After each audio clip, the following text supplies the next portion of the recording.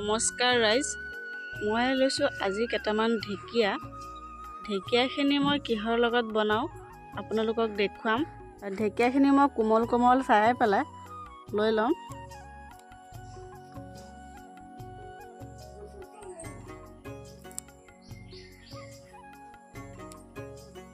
আৰু এচাক মোৰ বাছি হৈ গ'ল, মই ভালদৰে বাছি লৈছোঁ, কোমল অংশলৈকে লৈ লৈছোঁ। আৰু এতিয়া মই কলপাত আহিছোঁ আৰু কলত ধুই ল'ম মই।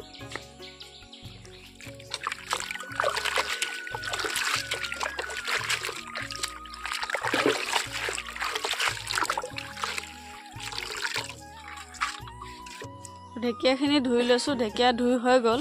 আৰু ঢেকীয়া সদায় কটা আগত ধুই ল'ব লাগে, কাৰণ কাটি পেলাই শাক ধুলে বিজল বিজল হয়, বনাবলৈ অসুবিধা হয়, সেইবাবে কটা আগতে ধুই ল'ব লাগে।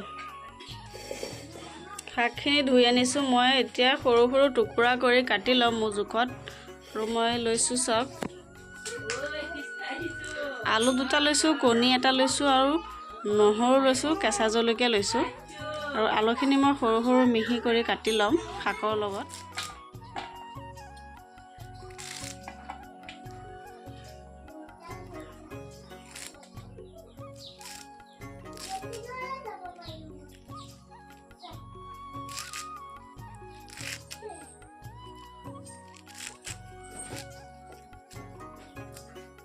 মোৰ শাকখিনি কুটা হৈ গ'ল। আৰু এতিয়া মই ল'ম আলুখিনি এনেদৰে কাটি লৈছোঁ।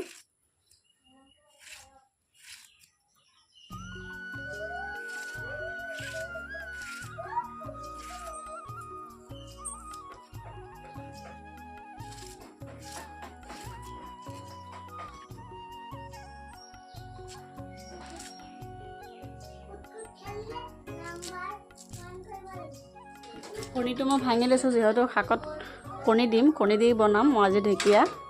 নহৰুখিনি মই থেতেলিয়াই লৈছোঁ।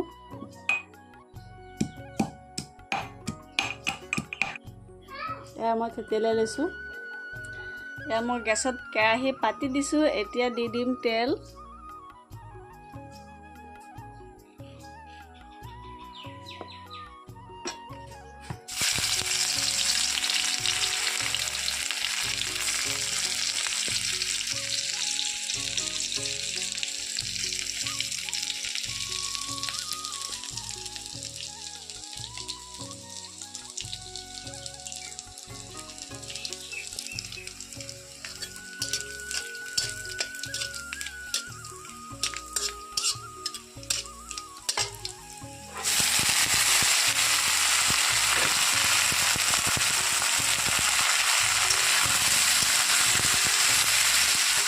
দি দিম মই নিমখ। শাকত নিমখ জলক সাৱধান, কম পৰিমাণে দিব লাগে, পিছত চোকা হৈ যাব নহ'লে। চাওক,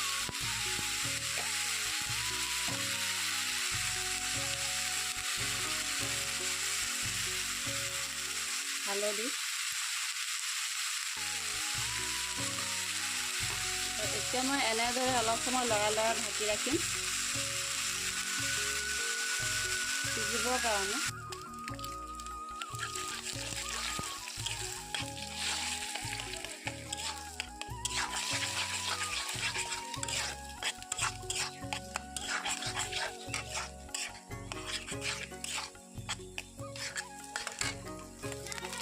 কণীটো মই গুড়া ভাজি কৰি লৈছোঁ বেলেগকৈ।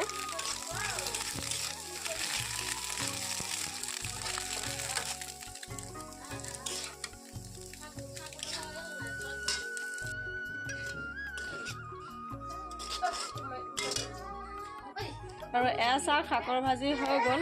আপোনালোকে যদি বিচাৰে মটৰ বা বুটৰ লগত বনাব পাৰে, মই কণীৰ লগত বনাইছোঁ আৰু বহুত ধুনীয়া হৈছে ভাজিখিনি। চাওক, আপোনালোকে এনেদৰে বনাই খাব, বহুত ভাল লাগে। আৰু মোৰ আজিৰ ভিডিঅ' আছিল ইমানেই। আশা কৰোঁ ভিডিঅ'টো চাই ভাল পালে লাইক কৰিব, কমেণ্ট কৰিব, শ্বেয়াৰ কৰিব।